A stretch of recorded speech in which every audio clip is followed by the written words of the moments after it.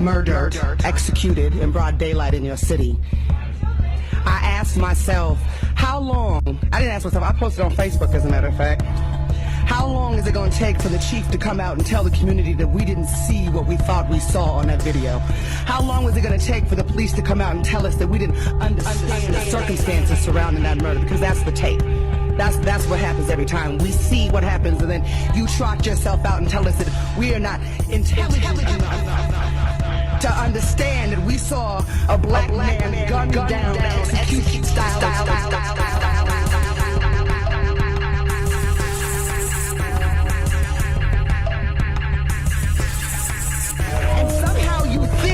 That talking to us like we are children who have not been examining, watching, studying you and your system for hundreds of years as we figure out how to tear it down, push back, and eventually win. As you continue to talk to us like children, what you are doing is inciting the rage of the people.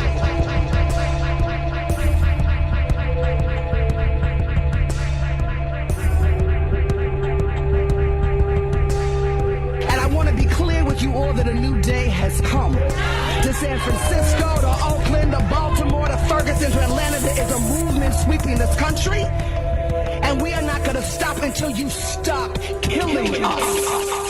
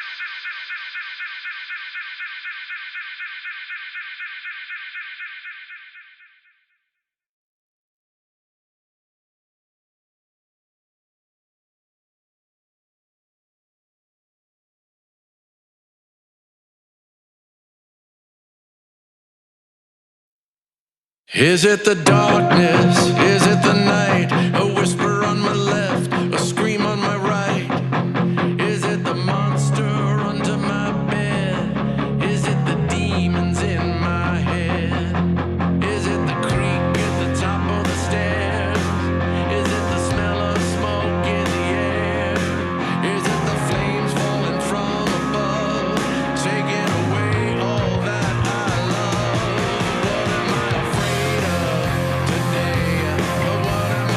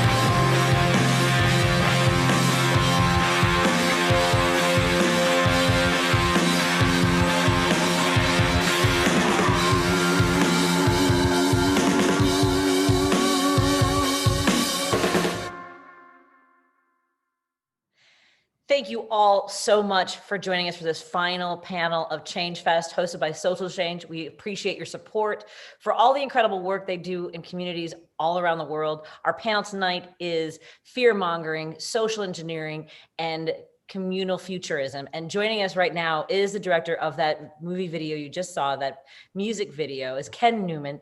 Thank you so much for joining us and for creating this. Really, the images in this video are incredible. Thank you. Thank you very much. Appreciate it. Happy to be part of this. I was asking you as we were watching that, what kind of nightmares you have. And as you were answering me, which was your answer was what? My answer was, I don't have nightmares anymore. That would be redundant. Well, is there because we're living them, so why bother having them, right? We are living them, yes. But it's also cathartic to be able to say, this is what I'm feeling, right? Because not everybody is able to have access to those emotions and share them. So thank you. Yeah, sure. What is that process like for you? Well, the interesting thing about this, and first of all, just to be clear, I mean, I co-directed it with a guy named Calvin Kaiku, who's a dear, dear friend of mine, a fellow magician in another life, and also an incredible editor, and humanitarian and everything else. So a shout out to Calvin. But the song, I oddly came out of it, turned out to be the title track on the album I have coming out. But I was working on another song. My producer had developed a loop for that song that had this kind of like grinding mechanical sound in it. And I really liked the loop. And I said, do me a favor, would you make me like 5 minutes of that so I could just listen to it for a while? And I was listening to it, and this this thing started in my head of like this kind of like laundry list of all the horrible things that we are being, people ask, when I do the show, when I do the song live, I say it's about marketing. And people laugh, and then I say, no, it's the marketing of fear. It's the idea that so much of what we're being told is that we have to make decisions based on the next thing that we're supposed to be afraid of. Is it going to be a guy from the 42nd story building with a semi-automatic rifle shooting at a concert? Is it going to be a fire, in Northern California? Is it going to be, a school shooting? Is it going to be, and COVID wasn't even on the radar when I wrote this. This was written 1.5 years ago, I think, thereabouts. And it just came out of that. I mean, and it came out of sort of juxtaposing these sort of, systemic horrors of racism and everything else that's going on, and the things like shootings and school shootings, with the things that we grew up with as kids, the creak at the stairs, the hobgoblin underneath the bed. I mean, all that stuff. And it all just became a mess of things that we didn't know what was the next thing that we were supposed to be terrified of. And so it all started with that. Then it became a song, and I really was just going to put it on the album. I had no intention of doing a video of it. And then I got together with Calvin, and we said, well, let's do that. Let's just put something together and make it kind of a horror story, but we'll intercut things that are terrifying, to us as children with the stuff that's happening now. And then just as we were literally, just as it was done, COVID hit. And I pulled it. I said, I don't want to release this right now. I mean, it'll feel like, too much too soon. People are already dealing with what is turning out to be something way worse than we imagined back in late February. But and I didn't want to add another verse to the song. So we did add some footage. As you can see towards the end, there's some people in lines in masks. But that's kind of, where it came from. And it's this frustration that, it is marketing. I mean, it really feels that way, that if we're kept afraid about everything, then we don't do what we need to do. We just kind of like, oh, okay, what's the next thing? What do we do about that? Somebody going to take care of us? Somebody going to take care of this problem? I don't know what to do. I feel powerless. So that's kind of what it's about. Right. And when I was a child, one of the images that there's so many images in this video that, and again, thank you for making sure that people know about your co-director on this as well, because what you've put together really is a collection of both our childhood fears, as you mentioned, the boogeyman.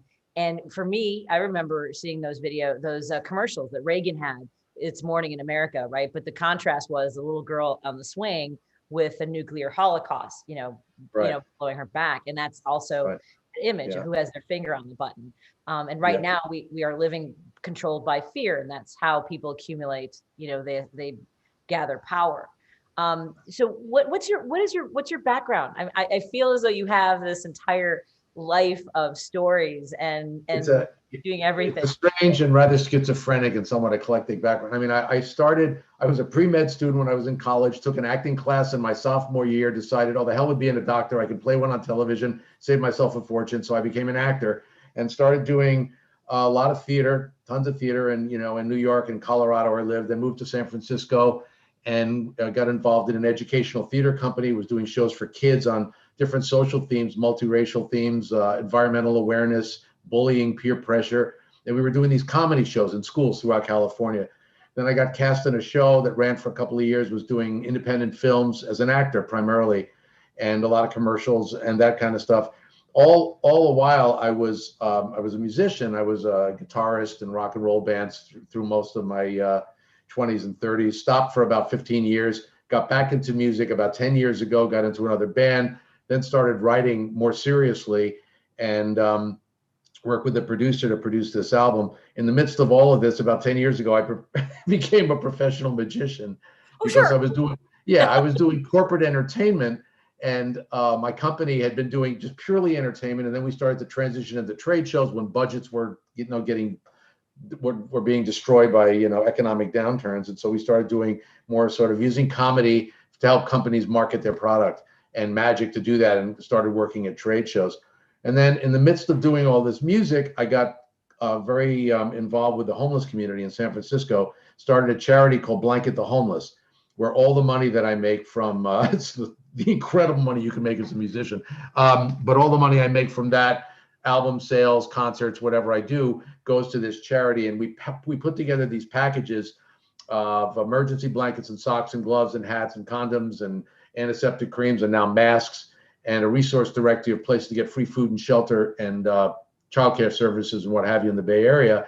And we've given out like 5,000 of those over the last few years. And I bring them to all the shows that I do solo or with my bands, and then we distribute them to the audience, and that becomes kind of our ad hoc street outreach team. So we kind of get people to see what's happening with the homeless population, to stop sort of marginalizing them and vilifying them as like these horrible people, when in fact 75% of them used to live in San Francisco and had apartments. They just lost them because of what's happened to the local economy and the national economy. So yeah, it's a lot of different stuff. And I would say the album, What Am I Afraid Of? Probably fully 80% of it definitely is about stuff that I'm pissed off about. I mean, somebody titled it, somebody said the alternate title should be, you're going to need a strong drink. And I just thought that's just too much copy for the cover. So, but it's going to be released on vinyl, and it's, I'm releasing it on vinyl so I can hand it to my 88-year-old mom and say, Mom, I made a record. Here, it's for you. So, That's tremendous. I'm having the time of my life. I'm loving getting, immersed into music again and doing something with it that matters to me. No, it's incredible. And everything that you've talked about are the things that we're obviously in this panel covering, Sure. in part what it means to connect with the community. And when you talk about the homeless, yep, and trying to make sure that they know someone still cares, that they're seen. Yeah. Yes. Yeah. And the way we are divided, and that's the other thing we were talking about, fear, it also is used to divide us. Like the image for me, the night of the Vegas shooting, which you also include in this video, the bullets from above. Yeah. There's a trauma to so much of what you put in there, right? We worry about losing our homes in a hurricane or, the world on fire. But the political divisiveness of something like that specifically is incredible, right? Yep. The way it lands. Well, the fact that anything can be used as a political football. I mean, it's insane that, that we have a president who has, politicized this pandemic to the extent that people don't, because there are a significant number of people in the population who will trust what he says and believe what he says. And and nobody, not enough people, as far as I'm concerned, are coming, definitely on the right side, are acknowledging the fact that there's blood on his hands. I mean, his decision, the way he's positioned this thing, even in the debate, we all heard him say that, that he's chastising Biden, for saying, oh, this thing's going to be with us for a while. And, and his narrative is still like, we're coming to the end of it. How do you say that and then look at the number of, of new cases that we just had yesterday? that, and it's not just about more testing. It's a, that the testing's gone up 15%. The numbers have spiked 45%. I mean, it's freaking math. I mean, it's math, for crying out loud. But then math and science doesn't mean much to him. It's just all about feeling and intention, and but that does drive me insane. You take something like that, a fire. I mean, California's been devastated over the past 4 years in ways that I've never seen since I moved here in 1980. And yet, at first blush, the White House said, well, we're not going to give any federal aid to California. And everybody's like, what? Oh, he's pissed at California. He doesn't like us. We're all crazy out here. And then finally Gavin Newsom gets a hold of him and he changes his mind. I mean, well, that's been my where am problem. I? What did I wake up to? Well, that's the thing, is that I don't understand wanting to be a leader, but only to those that you choose. Right. Yeah. Right. Exactly. It's like that thing in Little Rascals. When I was a kid, there was this thing where all of the Little Rascals, the boy Little Rascals, had the He-Man Woman Haters Club. Yeah. There were all these little, these little 6, 7, and 8-year-olds. They were like, up in their treehouse, and it was an us-them thing. And it was like, yeah, because we don't like girls, and you just substitute. We don't like Democrats. We don't like liberals. We don't like socialists. We'll all stay here and pretend there's no pandemic and, none of that nonsense. And those, libtards, we can deal with them. We don't have to be presidential with them. We'll just let them self-destruct. Freaks me out, man. Well, it is the heartlessness of it, right? It's hard. And the part that's the people keep getting surprised by, from people like you and me who keep showing up, that we use the anger to try to do something that is impactful, meaningful, is to still believe that we can do better, that we're capable of better. Yeah. I mean, I refuse to be, either nihilistic or overwhelmingly pessimistic. I mean, I do believe that this is not our last chapter. No. It's a crappy chapter. And if the editor had, if the editor was smart, he would have said, take this chapter out. We don't want this chapter.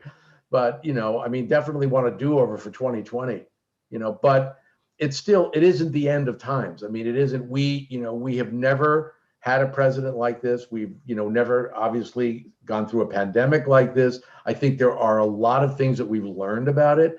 It's really underscored the travesty that is our healthcare system in the United States, and insurance, and everything that's wrong with us, and the systemic racism, has all been sort of like brought to the top, and you can't ignore it anymore. And my hope is that when whether they have a vaccine or time has gone by and this is beginning to sort of slip into the background a little bit, that certain aspects of, the awareness that we now have, that remains in the fore. I really want to believe that we don't forget these lessons.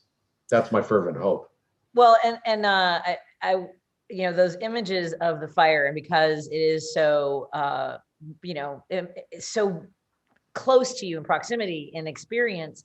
I don't know about you, but I find it really hard when someone asks me, how are you doing? So how you doing is not the same kind of question it was a year ago, because you could kind of like, have small talk, but now you're full on lying if you say that everything's fine. Because no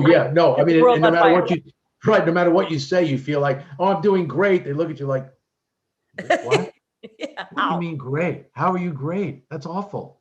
Or, I mean, it's a horrible joke, but, that aside, Mrs. Lincoln, what did you think of the play? You're right. Right. I mean, that was like, and that's how it feels. It feels, somebody said to me, I said, how are you doing? And he just looked at me and he said, too soon. It's just too soon. And I went, right, I get it. Yeah. As well, trying to stay safe, trying to stay sane. I usually ask when somebody says, how am I doing? I'm fine. How are you? I just try to like gloss over it. Right. Because we are all. What was your experience like with what has your experience been like with social change in this film festival, Change Fest? Well, I've just been thrilled that there is such a thing. I mean, that there is that, that somebody has said, all right, we're going to focus on this particular thing. I mean, I saw fear mongering and I was like, oh gosh, yay, it's not just me. Somebody else gets this. And the idea that we have, I mean, to my way of thinking, we need artists now more than ever.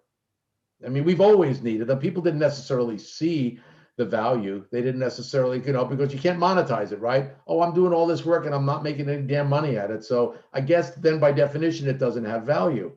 But, I used to talk about this when I was doing marketing. I would say, the difference between price and value. I mean, you could read a book for $20 that changes your life. You can buy a car for $200,000 that doesn't really do much of anything for you. So price and value have nothing to do with each other. The value of what an artist can bring to the game, to get people to look at something and go, oh, right. While they're laughing, Right. maybe laughing at a comedy, and suddenly in the middle of it, the rug is pulled out from underneath them. And they suddenly go like, oh God, I'm laughing at this thing and it's not funny. I mean, I learned that doing educational theater for kids. We couldn't come in to the inner city schools in Watson and, in Northern California and say, now you kids don't want to have sex before marriage and you certainly don't want to do drugs, do you? And they'd be like sitting back there going like flipping you off and get out of my face.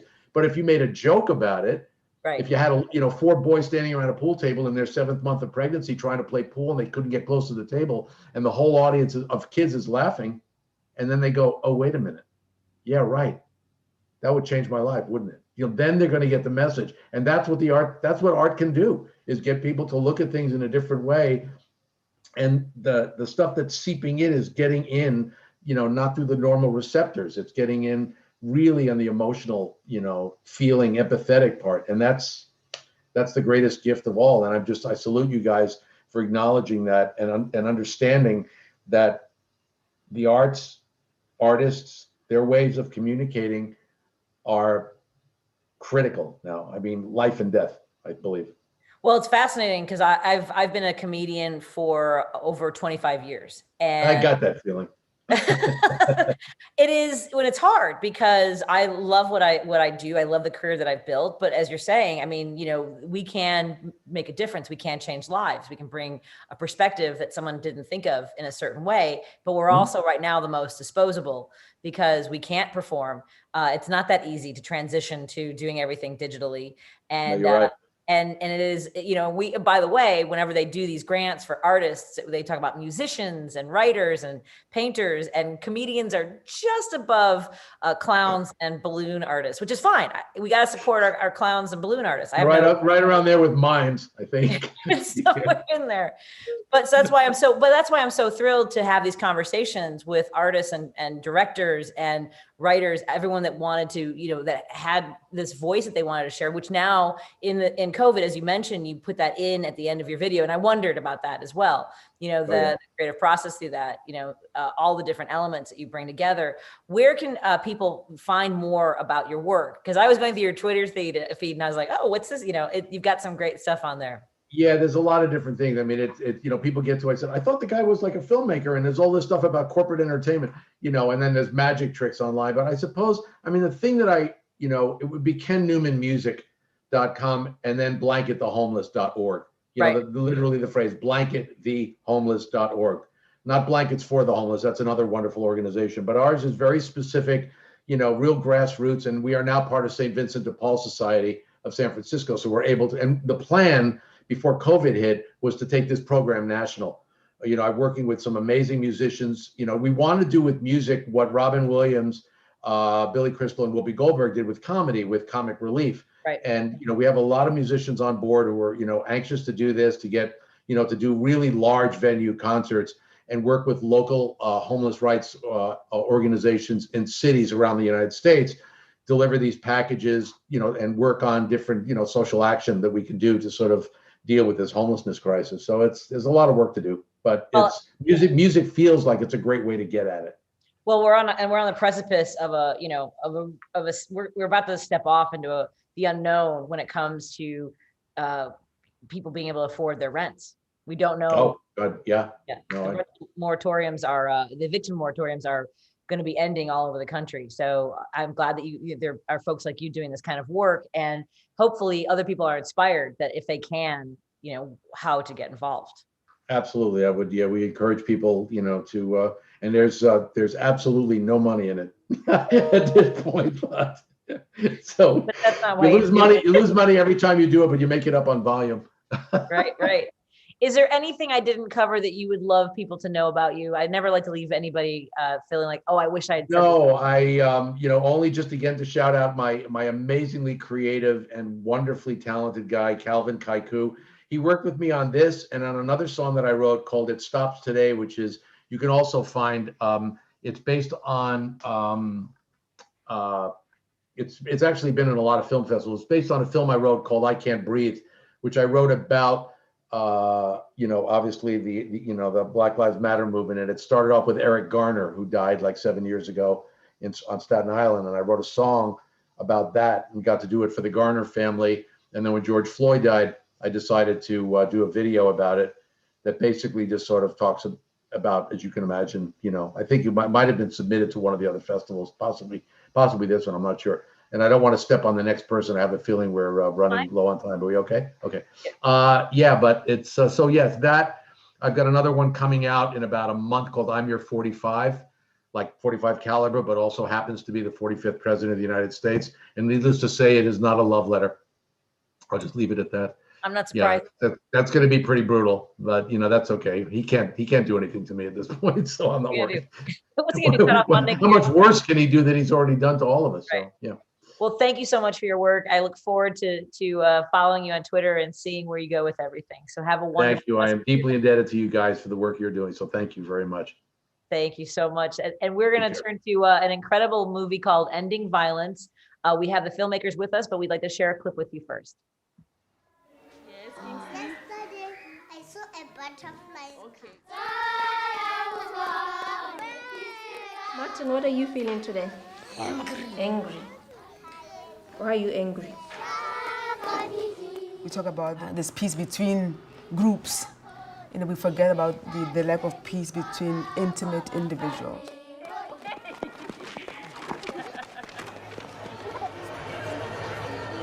The only way to change mindset is education, social and emotional values.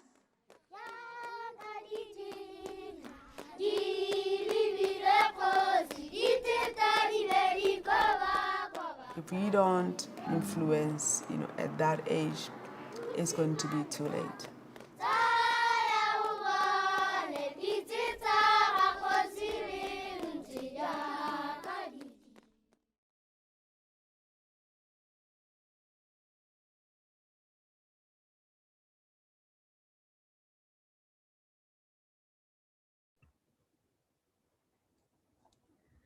So excited to talk to our next filmmakers. I talked to Sandani last week, and I'm so glad to have you back again this week. And we're joined by Rose Archer.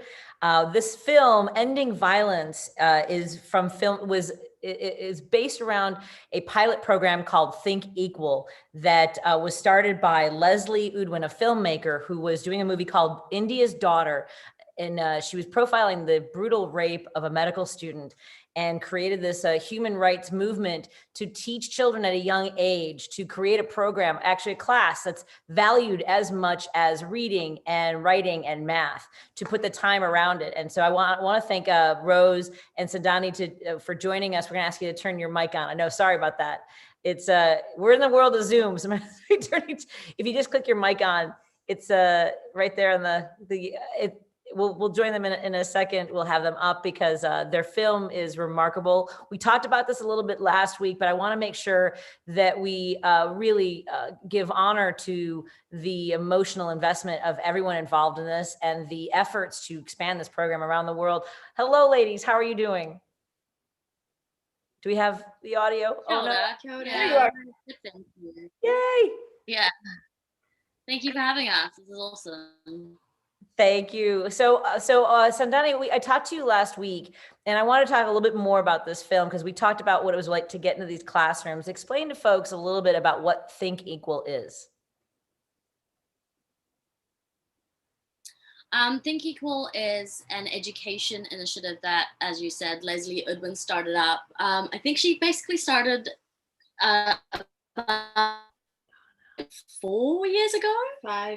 Maybe probably 5 years ago or so, because she recognized that the urgent need for social emotional learning, and in her eyes, the the most crucial time to introduce social emotional learning is from the very start of school, so from 3 years old.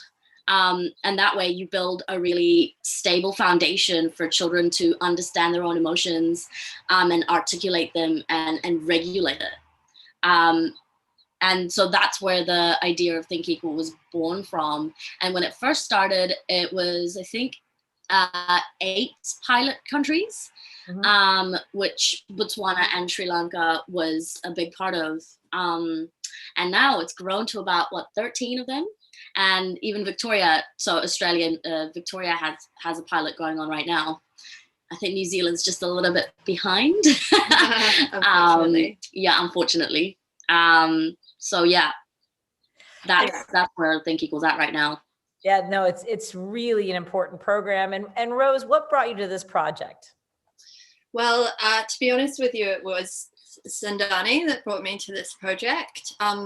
She had been following Leslie and following her work for some time, and there was a screening of India's Daughter happening in Auckland, and she just took me along. We had already been making films together for a couple of years, and she took me along to watch the film and hear Leslie speak. And it was just, I personally have been involved in the violence prevention space, ever since I started to develop a sort of social conscience as a teenager. And I've always really been particularly about this topic: how do we prevent violence against women? And Leslie's picture of bringing in these social and emotional skills, at such a young age, and in a way that is comprehensive, that reaches the maximum amount of the population that you possibly can by tapping into the already established schooling system and promoting these social and emotional skills that are such critical life skills, but our education system just completely ignores. It was hearing her talk about it was the most compelling answer I have ever heard to this question of how do we prevent violence against women. And it's such a comprehensive answer that it answers not only the problem, but also, what can we do also about other forms of systemic prejudice and structural violence. It's this approach, it affects particularly this one area, it was designed to prevent violence against women, but it has scope to impact on so much more than that. And that's what we found when we're in the classroom, is that they're talking about environmentalism, they're talking about racial equality, because the program is given so much time in the classroom that it can actually do that really holistic education. Yeah. Well, there's a great moment where she says discrimination is the disease, violence is a symptom. And she talks about how, in her movie India's Daughter, these attackers were children once, right? We don't, it's somewhere along the way, something got broken. And when it's not just about being a peaceful nation or a peaceful people, it's about those peaceful interactions with people, the intimate relationships. And that does start in childhood, doesn't it? I mean, so we talked last week, Sandani, about Martin, and but there is also, because his family had to move to Botswana because that was the only place to get work. So you kind of get that moment of there's more going on at home and what they bring to school, and then he has that space, doesn't he, to learn about sharing and being compassionate. Would that be accurate? Yeah, absolutely. I feel like one of the coolest things about Think Equal is that because it's at the start of the day, and it's these these tools that they can take into every other classroom, they also end up taking these tools back home. And then it makes it so useful and easy for parents to understand what's going on for them. Because they talk about emotions through color, and through a mood meter, and they have so many other tools of just like a 4-step process of how to like breathe and like work stuff out. Like I was saying last time, like I learned so much of that in the classroom with the kids, and I know from talking to other parents that they have learned stuff as well. Like Martin's dad talked about it on camera, but you know, Annale's mum and dad were talking to us about it definitely off camera as well. That it's really helped her deal with the fact that now she's a big sister, and now she has to deal with like not having being the center of attention, and like what that actually means, because in a 3-year-old's world, that's a huge deal. And one of the things that really struck me as, you know, being really beautiful across this project was just seeing it sounds obvious, but it really struck all of us in the crew just how much all parents just want the best for their children, you know, and they're working so hard. You know, in the case of Martin's parents, they moved country away from their own family, you know, to Botswana to get the work, to support their children to get a better education, you know. And this is the same across all of the families. Like the parents are working so hard, and there's a real emphasis on the academic and the financial side of the work that they're putting in. But this, you know, bringing the skill set into the classrooms, it allows this area that is neglected so often, or just that parents are so busy thinking about that academic and financial side of things, that they don't emphasize the social and emotional stuff as much as they might emphasize learning to read and write, you know. And also in the case of so many parents, they might not have ever learned some of these social and emotional skills themselves. You know, they might not have learned how to do the sort of anger management stuff that Martin was learning, or even to really articulate and describe their emotions and be able to talk about it. So yeah, as Sindani says, it's bringing those skills not only into the lives of the children, but then back into the family home from there as well, which was really beautiful to see. Yeah. It was. And I think, I mean, and that's the thing is, you know, because most of it's never been done. I mean, that's why it's a pilot program. Most of us really weren't taught at 3 years old necessarily. I mean, we're all just kind of on this track. There's a path that we've all sort of been directed towards, which leads me to Annelle. When they're talking about how she's starting to demonstrate leadership qualities. I love that moment where she says, "Today I will share with you." But I mean, it's important there to, you know, that moment of we're going to make sure we pay attention to the fact that because along the you know, the path of a little girl's life, at some point that is pushed down. You're bossy, you're aggressive, when it's really not anywhere near the way boys behave in the same classroom. Tell us a little bit about what that journey was like with Annale. Yeah. I think it was really amazing to interview her grandma, because she's a real figure in Annale's life, and such a wise woman. Oh my goodness, that it was quite hard to cut that interview. Much like a lot of the interviews that we had, just, you know, there was so much good stuff. And she said it best, like, it's just really important that we make sure that we don't lose that in the girls that we educate, and that we actually like nurture that and keep nurturing that throughout, because that's the only way you make leaders like Unity Dao, you know, who's so fierce all of the time and so compassionate and just understands how to build sustainable communities and families. But I think it's through teaching not obviously the girls and boys about gender roles and how they're not so strict and that anyone can do anything. And there's such an emphasis on that in these classrooms. So and I think it's also really important to understand how complex the social lives of very young children actually are. That was one of the things that really, really struck me working with Anile, was that she, you know, you would see her getting asked a question, and the level at which she was analyzing, you know, the dynamic between her and the other person, and really thinking about what she was going to do next and how to respond.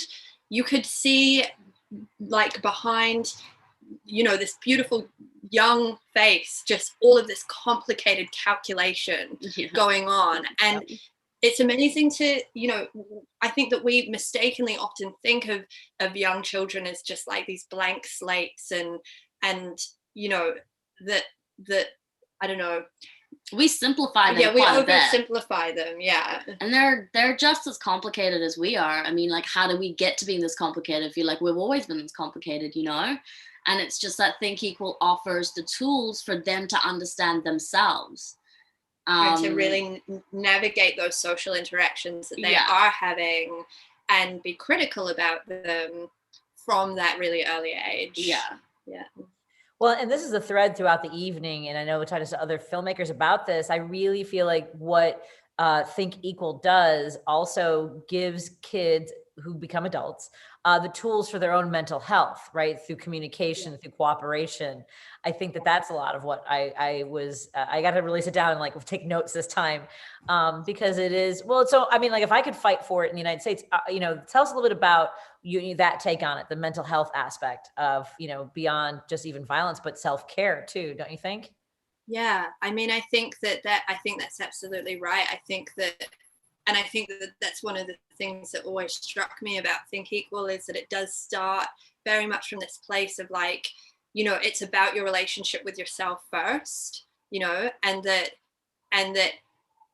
you need to learn your own intrinsic value in order to see the beauty and the value of the people around you. You know, you have to actually have empathy with yourself first.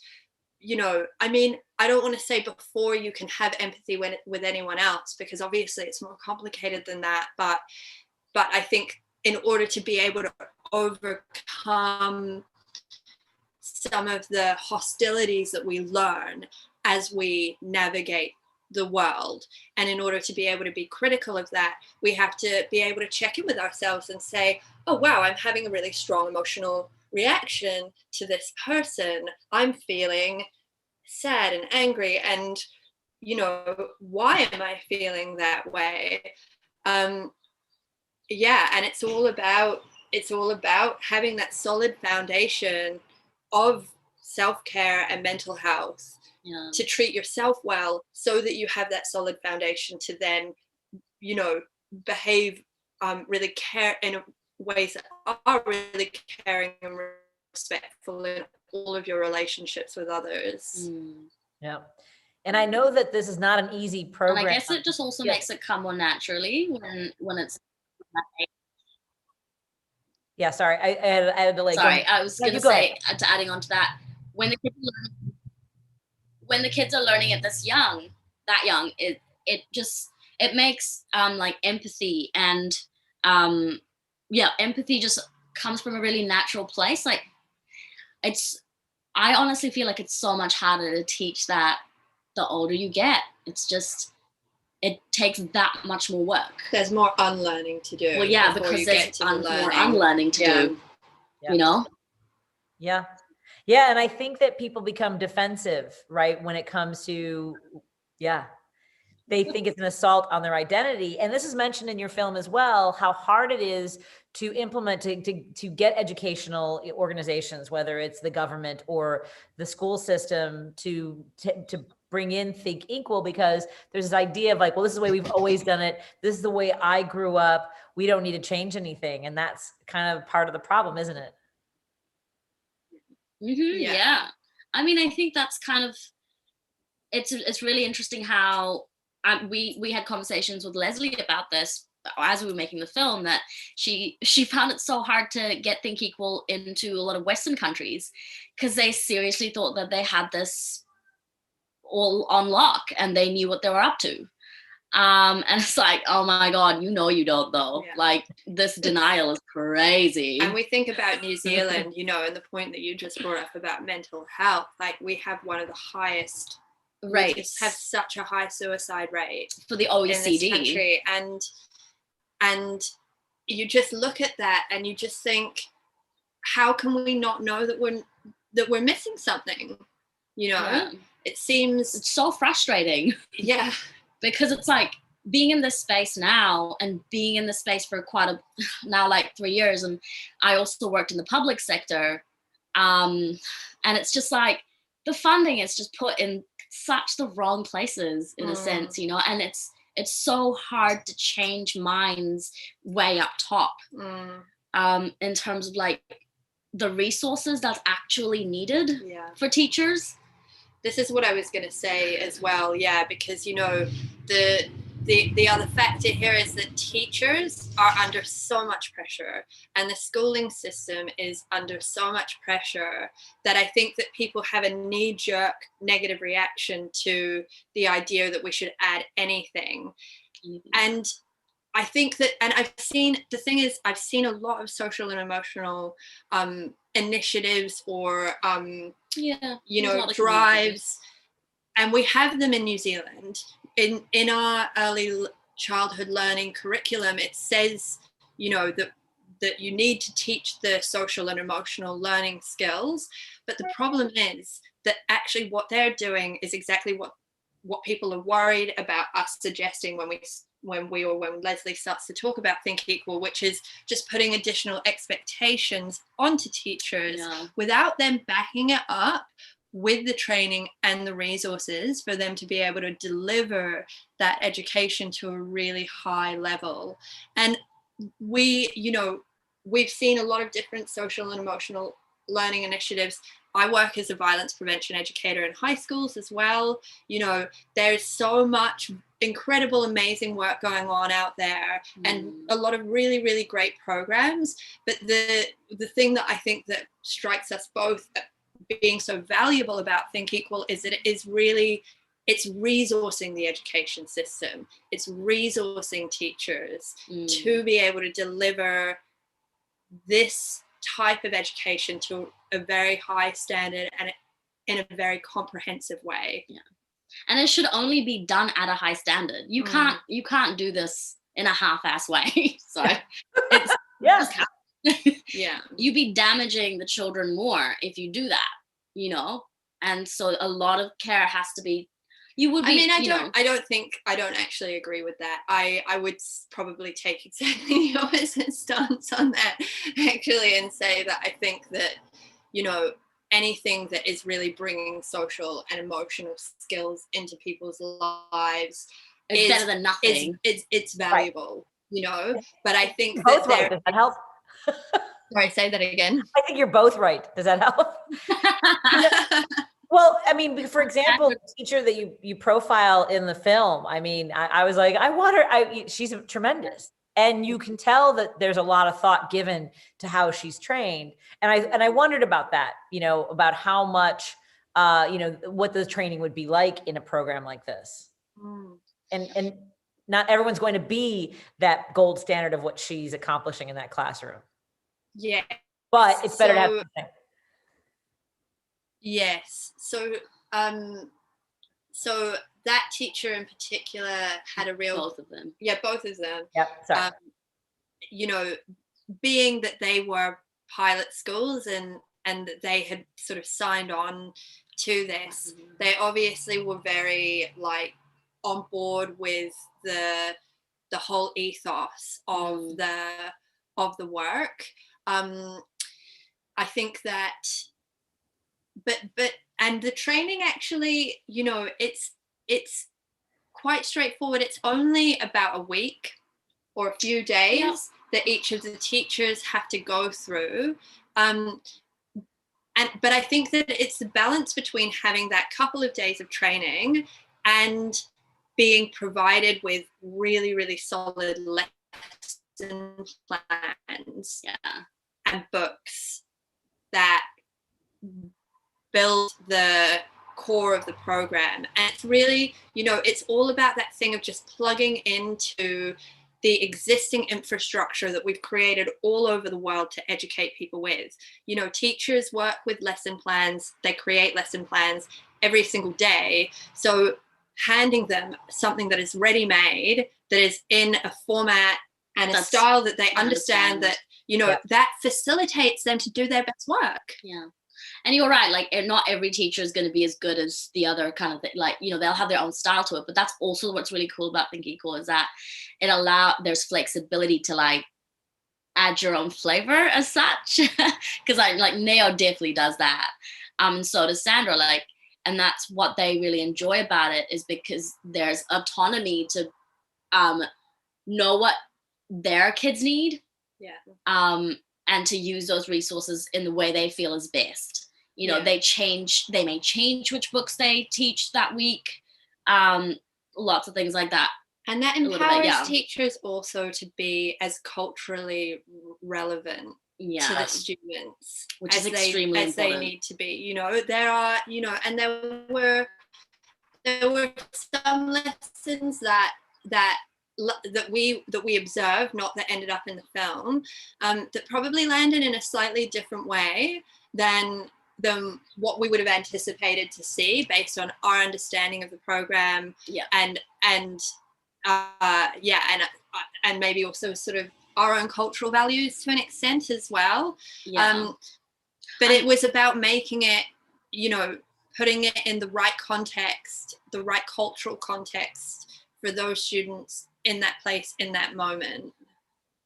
It's tremendous work. Did you want to say something else? I don't want to cut you off. I was going to say it's really interesting because Think Equal really does have to work with like the laws of the countries that they work with, you know. So like, for instance, in Sri Lanka, when I went to do the test shoot, the teachers couldn't really teach the family. There was a lesson on like family structures to show that there's all sorts of different families, but they couldn't fully teach that full lesson because you know, homosexuality is still illegal. Right.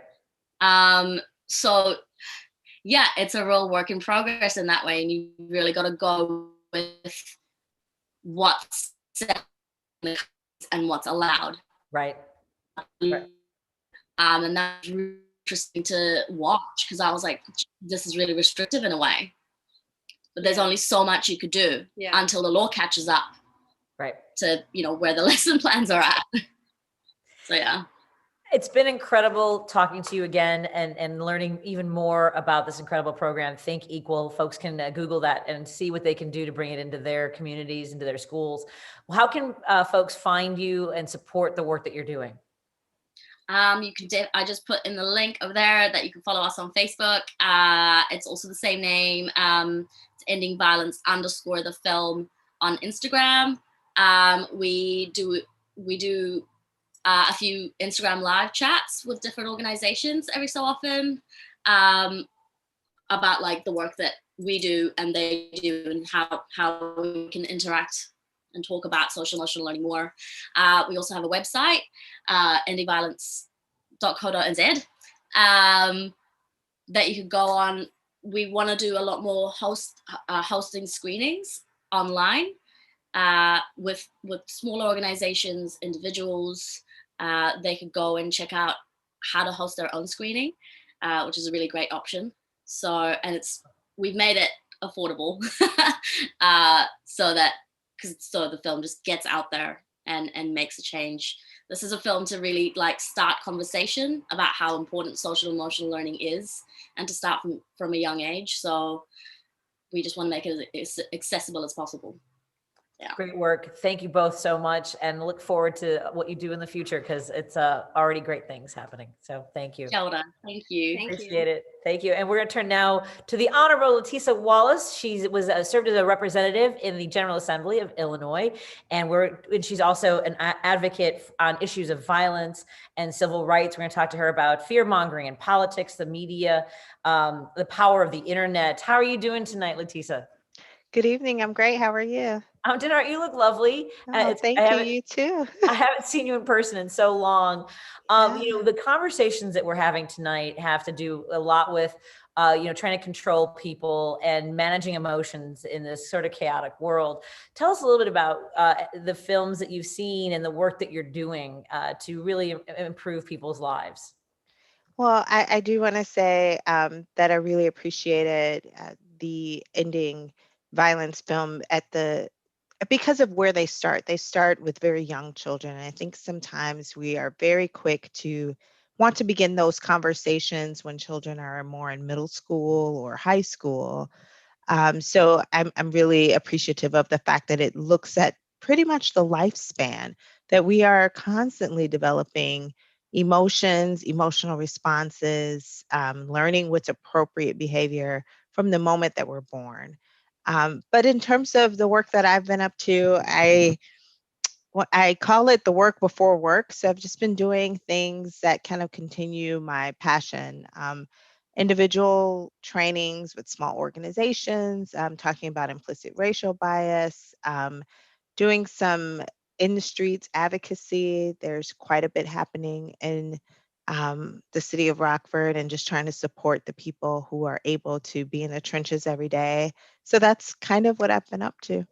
Well, all of that, does tie into the film Ending Violence when we talk about, where we learn things and getting to kids when they're younger. And then, because I feel like there's probably a resistance to a program like Think Equal in the United States, and having your experience in the legislature, could you even imagine the possibility of introducing a program for 3-year-olds or kindergartners where it's treated at the same value, the same level as math and science, and because it ties into everything, doesn't it? It does. And I know that there, obviously has been some work to try to advance what our curriculums look like, particularly in Illinois. So we do have state statutes and standards on cross-cultural issues. There are supposed to be particular things that are included in the curriculum. And then last year, the inclusive curriculum was passed. And I guess this academic year would have been really the first time to kind of roll that out. But as we know, we're dealing with the pandemic, and who quite knows what's going to actually be taught, even when we're talking about reading, math, and science, right? It's just a very tumultuous time for our students and our educators. Well, and the reason I was asking is because, you mentioned teaching racial bias to groups, educating them. There is a resistance. I mean, even the president just eliminated diversity training for a lot of federal programs, which is, this idea that it's, you're actually creating bias, because I believe is what he was saying. And so people get resistant because they don't want to think that they're doing something that might be hurting someone else. Is that your experience? Oh, yeah, definitely. But I always say, pointing out that the sky is blue does not mean that you created the blue sky, right? You're just making note of a very real, observable document. You can document this phenomenon, and then you can start to talk about how to overcome it. But talking about overcoming something doesn't create it. So you just got to continue to push back. And luckily, yes, that happened at the federal level, but there, is a little something called the 10th Amendment, where states do have the opportunity to pass and enact legislation that differs from what the federal government is doing when the federal government doesn't already have a standard. And here in the state of Illinois, police officers must be trained to recognize and hopefully start to overcome implicit racial biases. And educators also have to be trained in that area. And I'm pretty proud to have been able to work on those pieces of legislation. Well, and you bring up another great point, which is, we right now we're obviously in the, can you believe there's only 10 days left? No, but I cannot wait. Like, I can't believe it's that close, but I also cannot wait for it to be over. Yes. And we obviously are drawn to the big names at the top of the ballot. But there's also what I always, why I was going to Springfield when I had my job in radio, which I did on my own. I paid for those trips on my own because I believed so strongly that people need to know what's happening at the state level. Your local legislator is the one that makes the decisions that impact your life every single day, as you mentioned with the 10th Amendment. What is your sense of where we are going politically when it comes to fear mongering, with campaigning and the internet? Oh my goodness. Probably 4 years ago, I think is when people really, really started to see it. I can say I personally felt it and understood it in 2017 and in 2018. And here we are in 2020, and it hasn't gotten any better. In fact, I think the University of Colorado has just kind of released a study earlier this year that talked about the ways that internet messaging have really started to shape the things that we think about, how we talk about our politics. And what was interesting about that particular study was that I think they said like anywhere from 8 to 9 times more clicks on things that seem to be, you know, divisive and harmful, even though they may not have had candidates attached to it. So it's like kind of those messages that we heard in like '08 and 12 that Obama's going to take your guns, right? Or in 16, the idea that, and we still continue to hear this, the idea that groups that are fighting for justice are groups that are communist or are somehow out to harm other communities. Those types of messages get lots of clicks, and it continues to implant fear.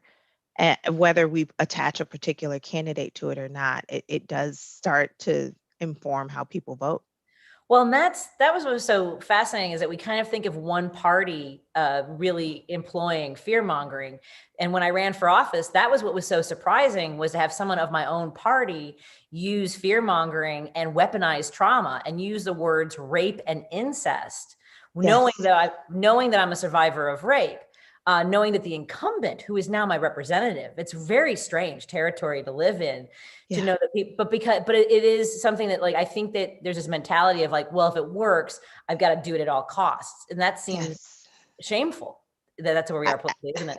I would fully agree. Unfortunately, some tactics know no party boundary or barrier. And I think we have to get to a place where we're criticizing our politics outside of the lens of whatever we've traditionally associated with. Because again, those tactics do not belong to any particular political affiliation or another. Right. I mean, because it's about power, right? So that's, when we talk about the internet, there is, and even individually, we feel an adrenaline rush when we post something and people react positively to it. Right. So there is definitely some research that connects that too, the idea of social media and those instant forms of reassurance and reinforcement of our own thoughts and feelings. It does become quite addictive. But you are absolutely right in terms of the word power.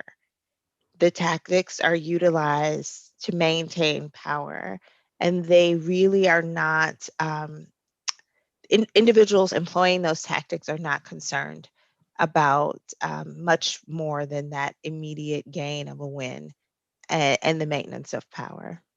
Right. And that's, so how do we, what would you encourage people to do to sort of take back their own power, to not let it belong to somebody else? That's a powerful question, because I struggle all the time with this idea of going high, right? They go low, you go high. It's like, why? Why can't I defend myself? Or why can't I defend this group that I'm passionate about, a group that may not have a loud enough voice?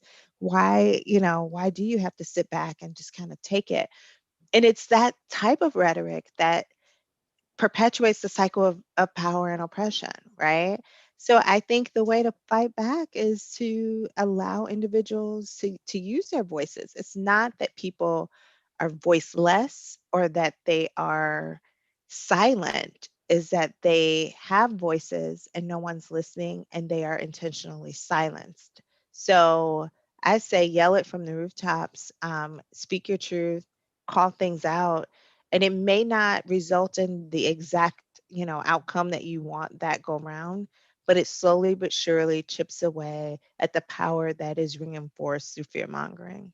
Yeah, I think that shining a light on it. I know I'm the same way with, I agree with Michelle Obama to an I extent. love her to death, but it's like, no. You see how low they're going? Right. Right. Yeah, there's not, the bar is so low. And I want to, I also want to talk to you about some of the films. You mentioned that you saw Ending Violence. What are some of the other films that you would like to talk about that really struck a chord with you? So I'm going to be very honest. I've been chasing a 3-year-old That's okay. for the last few days, so I could not give the attention that I would want to the wonderful films that have been showcased, particularly today. The topics that have been covered today have been amazing, but every year Social Change does such a wonderful job of opening our eyes to the things that are just right there, but that we're not really paying attention to. All the artists that, put together these beautiful films and that Social Change brings to showcase is really, like I said, it's eye-opening, and it makes us look at things that we don't pay attention to on a regular basis. What led you to the desire to serve publicly, to work for your community? What was your path to this destination? Oh my God. I have an unpublished manuscript that I thought at one point I would put out there as self-published, but I didn't. But one of the chapters is accidental politician, because I totally did not set out. I was not one of those teenagers or young adults who said, oh yeah, I'm running for public office. But I always was interested in, I guess, helping the underdog, so to speak. Very interested in social and racial justice issues.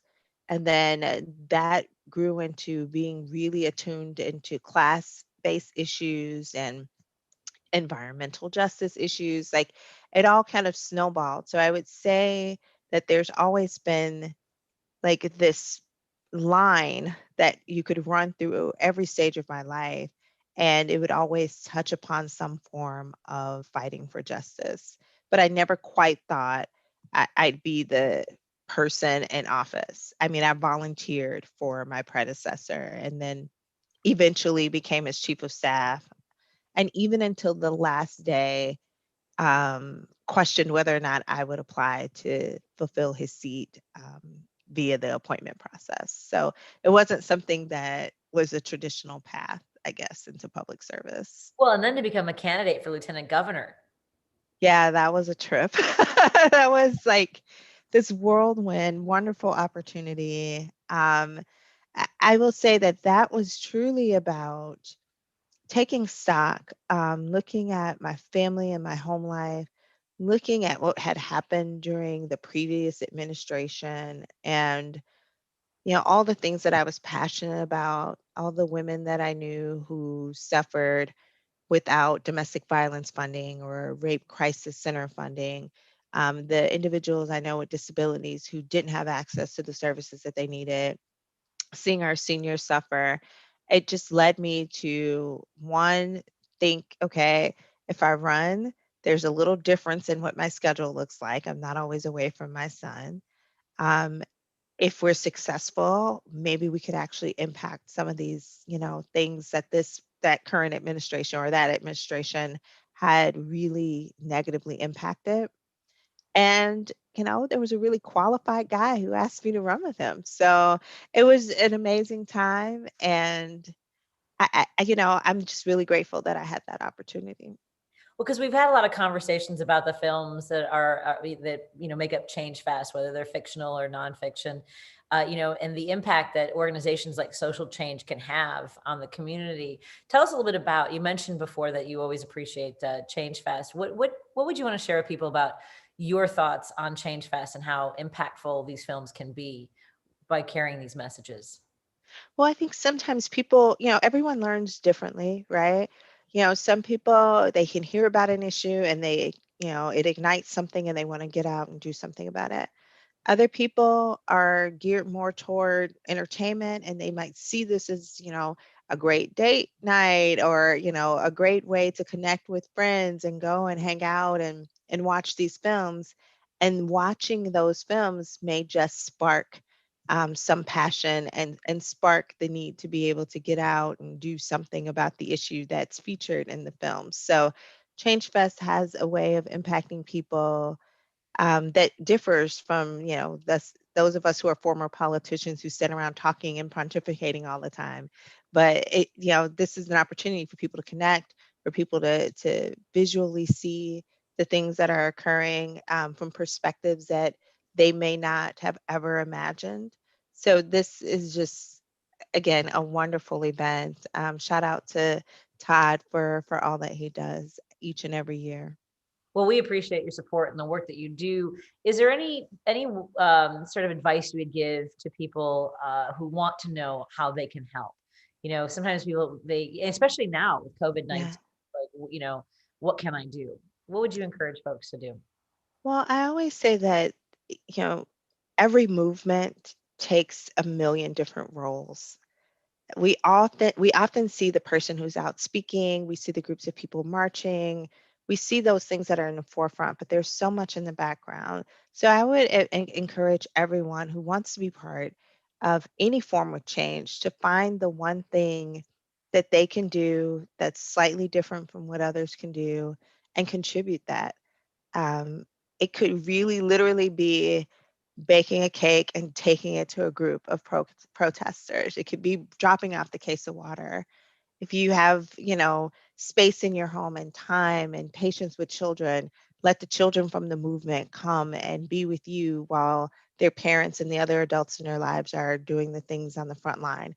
There's a role for every single person to play. Maybe you write great letters, write the letter, write the email, make the phone call. But every bit of what happens in any form of movement or to affect any type of change, every single bit counts for the greater good. So just find what you're good at and do it. Well, thank you for being so good at what you do and the Oh, passion, thank you. absolutely, for making people's lives better. Always a pleasure to talk to you. And Same here. want folks to follow you on any certain platforms or direct? Oh, you can follow me anywhere. I think pretty much every platform it's at Letisa Wallace. So Litesa, or at Dr. Light Speaks. You can find me on Facebook that way. Excellent. Thank you so much. Thank you. Have a Soon. wonderful evening. Thank you so much. You too. And we've got a trailer coming up. You might enjoy this one. I want Yes. to share this with everybody. This is Tall Poppy Chopping, which is something that I thought was something else, and it's an incredible story. Here's the trailer. For the last 2 years, I've been traveling, seeking wholesome experiences, immersing myself in different cultures, many of which were far from anything I knew before. I think I've always been interested in learning about how other people live. It's helped me reflect on my own values and goals in life. I've become very conscious of how I make choices. Are they driven by social conditioning, or are they a true reflection of my values? When I moved back home from my travels to study documentary directing, I kept hearing the term tall poppy syndrome. I didn't know what it was, so I started to do some research, Googling 10 influential and successful young Kiwis. 8 of them referred to the syndrome and the impact it had on them. I couldn't find any statistics about TPS in New Zealand, so I decided to run my own polls. I posted questions on social media to find out what other young women thought. Receiving an overwhelming response, I decided that this was a story that needed to be told.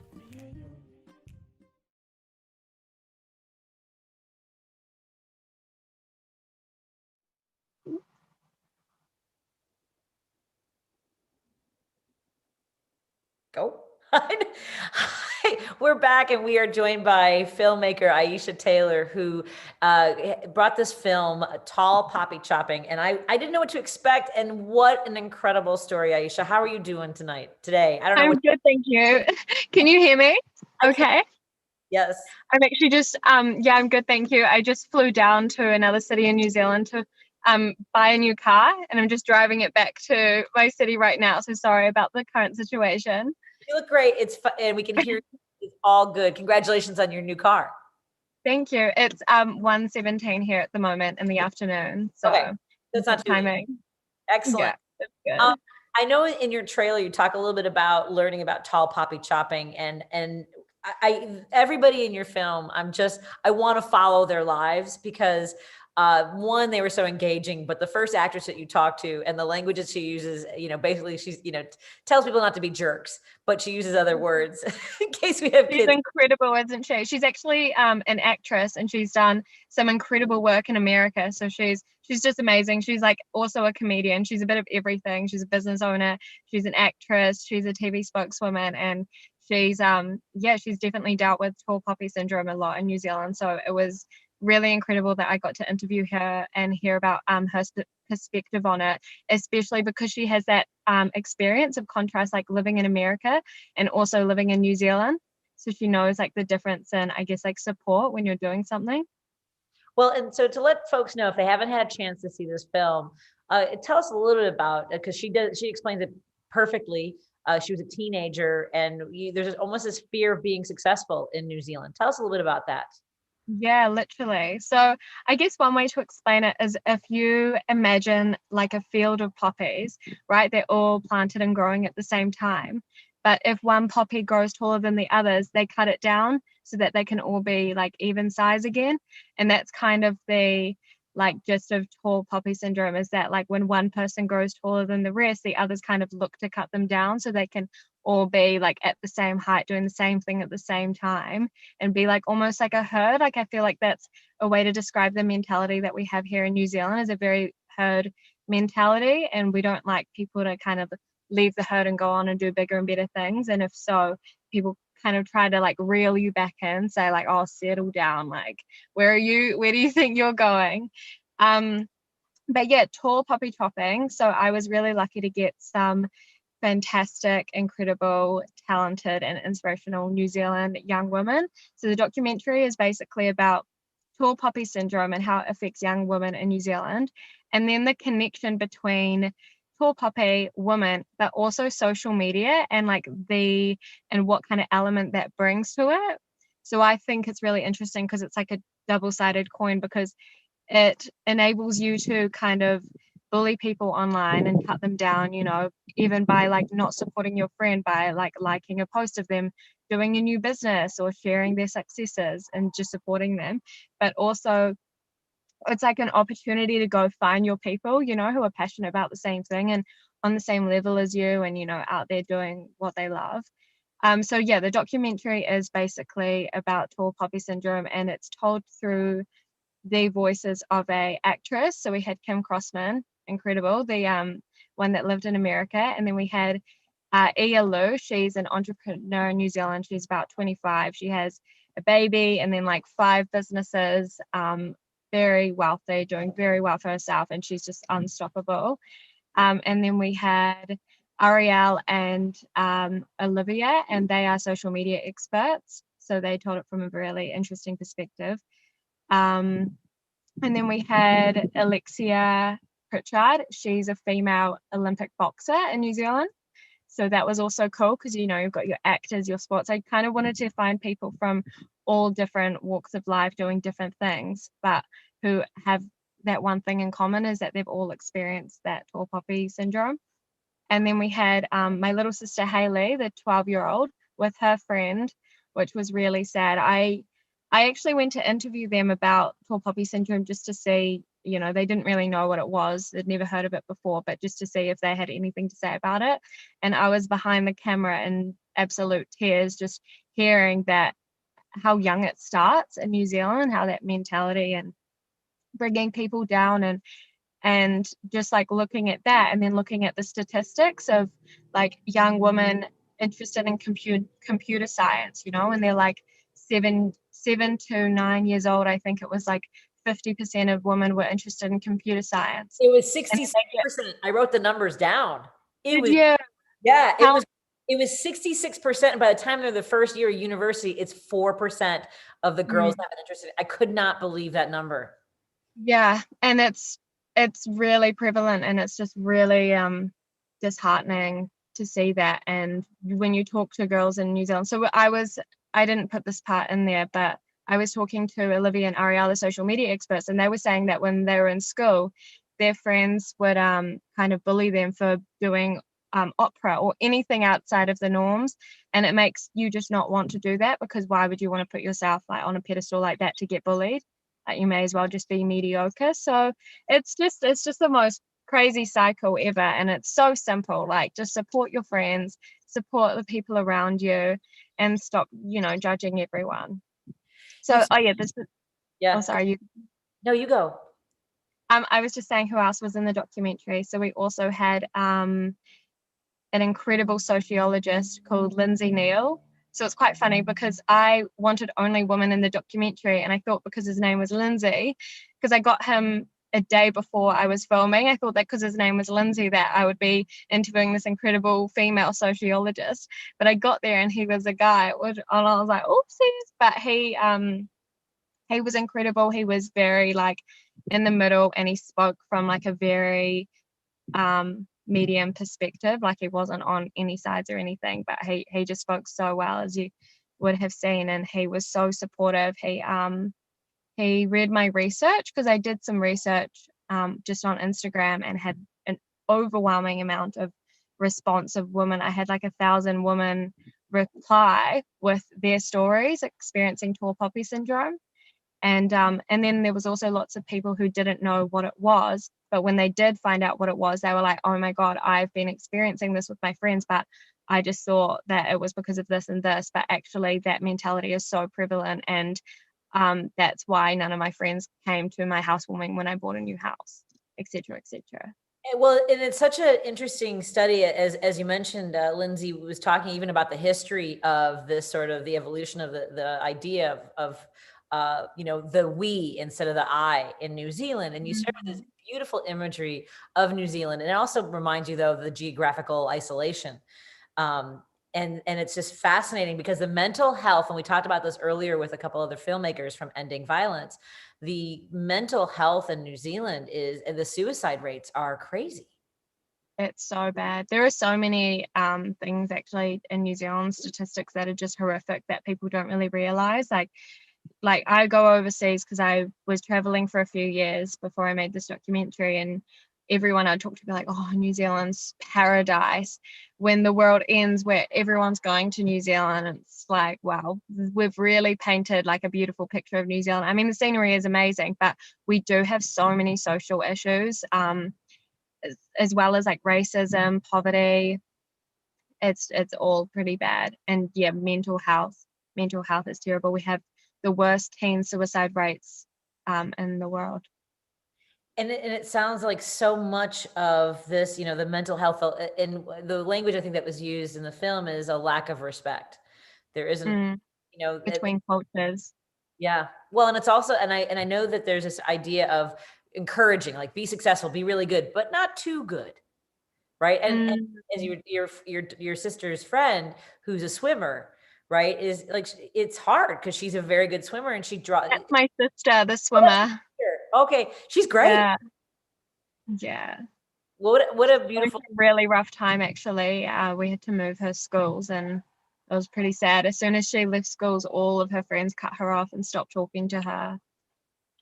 And then as soon as she moved schools, we went into lockdown, and so she hadn't made any friends from her new school, and then just like all spiraled down. So it's not been easy. It's not easy being young these days, especially with social media. I mean, they're so young. I've got her friend calling me after this call because she's got an eating disorder and she's 13.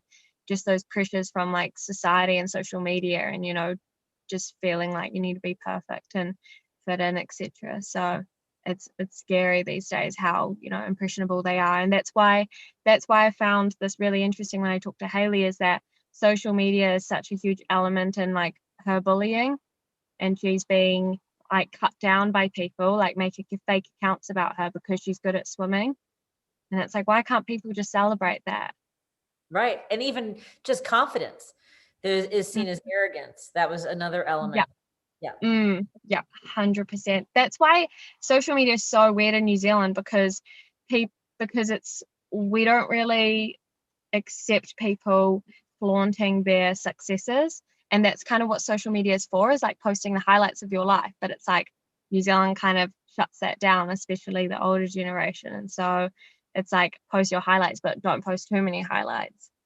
Right. Don't look too good. Don't be too confident. Don't be, because it's all seen as arrogant. Yeah. And it was interesting, the comparison with the United States as well, that we, you know, I don't know who said it about, you can walk into a room. Oh, it's the actress who said you can walk into a room and say, I'm a great singer. And they're like, well, let's see what you got. You know? Well, I mean, it doesn't help that our president ascended. I mean, like there's also a downfall to that sort of mentality. There isn't any right way. No one's doing it right. Let's be honest, necessarily. Yeah, exactly. Right. What kind of response have you gotten to your film? You know, are folks going up having this aha moment of like, I didn't even have a name for this? Yeah. Yeah, because a lot of people didn't know what it was. Do you know what? Because I had to actually do I had to pitch the documentary idea to my whole film school and some industry professionals. And I pretty much got bullied for thinking of the idea. And one girl, when I walked up, she's like, oh, here comes Princess. And like, people thought the idea was ridiculous. They were like, who does she think she is? Kind of making this documentary about a problem in New Zealand, like tall poppy, blah, blah, blah.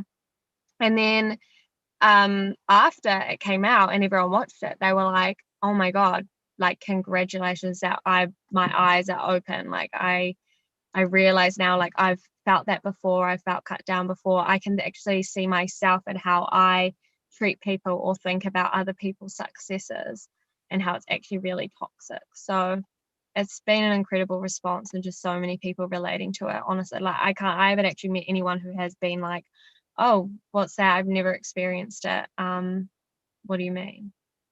And the boxer, the Olympian had a great moment where she was talking about people sort of have this idea that success was automatic or somehow spontaneous.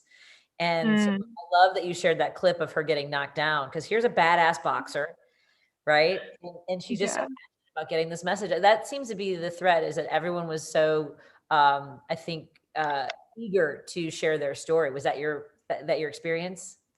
Yeah, because oh my goodness, if like TV New Zealand reached out to these successful people and wanted to make a documentary about them, they would be like, oh, you need to pay me like thousands of dollars. But me being like a young woman wanting to make a documentary about a social issue that they really related to, they were like, oh my God, no one's talked about this yet.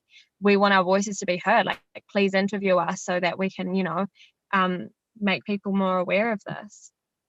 What kind of work do you want to continue doing as a young filmmaker? Do you have another project that you're developing? I'm honestly still working on this one. It's done pretty well. I was really lucky to get Tall Poppy Chopping on TV New Zealand. They did a piece on the documentary and brought awareness to it. But what I would really love to do is try get funding from the government to make a feature documentary. That would be incredible, just to, have the capabilities, I guess, and more people on my team, because I kind of did this one almost on my own. So it'd be nice to have like a team of people who are passionate about it to interview even more people and get a broader perspective on it, and have some cool animations like for the history of New Zealand part. When we talk about that, like I would love to have some cool animations just showing that when, like, New Zealand was colonized by the Europeans, and they all had this thing where they were all on the same level and no one would have more than the other person, or they'd kind of cut them down. Like it really starts back then. So yeah, my dream for the future and what I'm working on at the moment is just trying to get funding to make kind of an official feature documentary and be able to, get deeper into it, because I feel like my one just skims the surface. I can only do so much in 15 minutes. And are you generating, people getting the excitement or momentum of people getting involved, or how would you want people to get involved to support the work that you're doing? Oh, that's a good question. I guess I post all the work that I do around tall poppy syndrome on my social media. So when things do come up, I do post it on there. But I think the most that everyone can do is just support your friends, support your family. And when you see someone doing new, like really go out of your way to, build them up and encourage them. And yeah, just encourage your friends and family, be loving, be kind.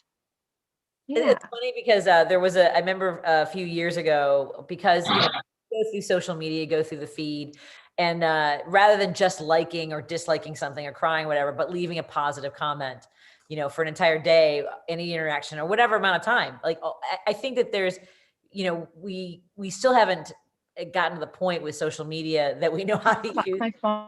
You know, oh dear, we lost. What a nice picture of Aisha. We're gonna. I don't know if it's my computer because it looks like I have everybody just on photo. Are we good, Michael? I don't know if I still have Aisha. Oh, there's Tamara and Sarah. We're moving on. Well, what are we good with? Move on to the next one.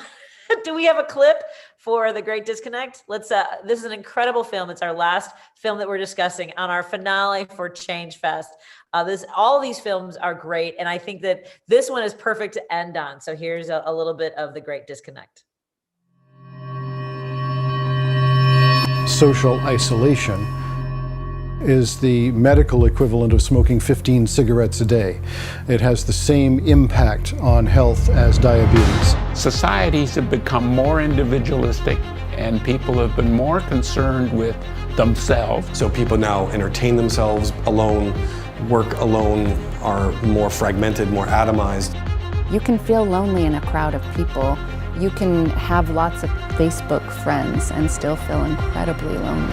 We have, in North America particularly, exalted personal independence to an almost godlike state. There is no higher value than independence. Can we as individuals be both individualistic and communal? That's the challenge of our time.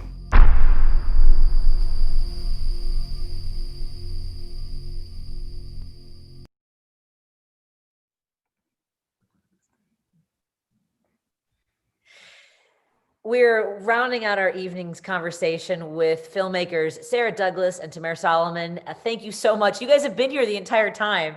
So this seemed like it's capping off the evening perfectly.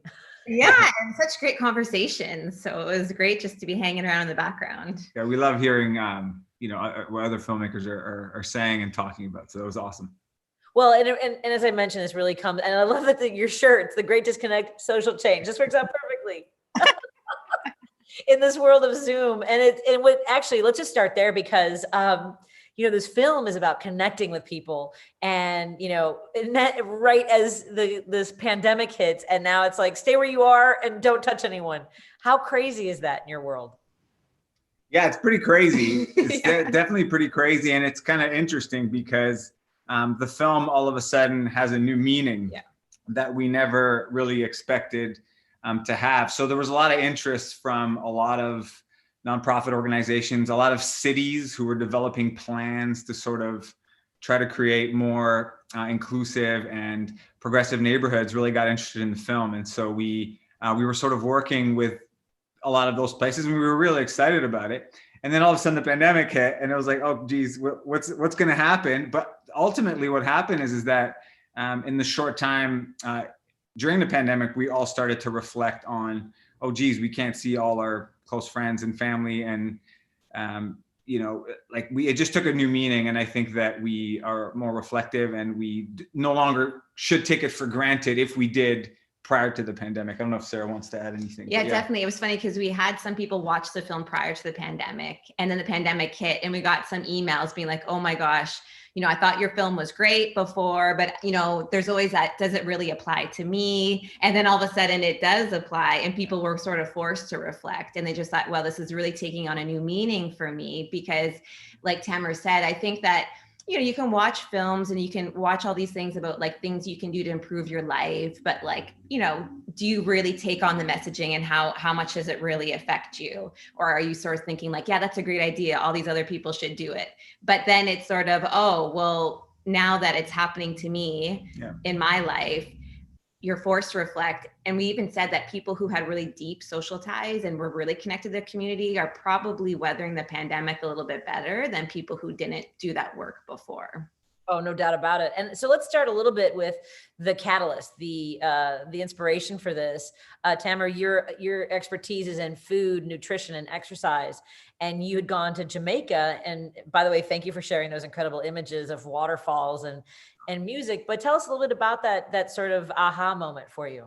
For sure. I wish we had more cinematography of the Rastafarians. And yeah, just to follow up on your question, was we actually wanted to make a grander film on the Rastafarian community. We felt like we could create this like amazing contrast between sort of, fast-paced North American lifestyles and how the Rastafarians were living, and just because of logistical reasons, and then because our script evolved, we just felt like it wasn't right to go back to Jamaica, because that was really just a research trip, hence why there's no volume or anything. We were just kind of capturing images here and there.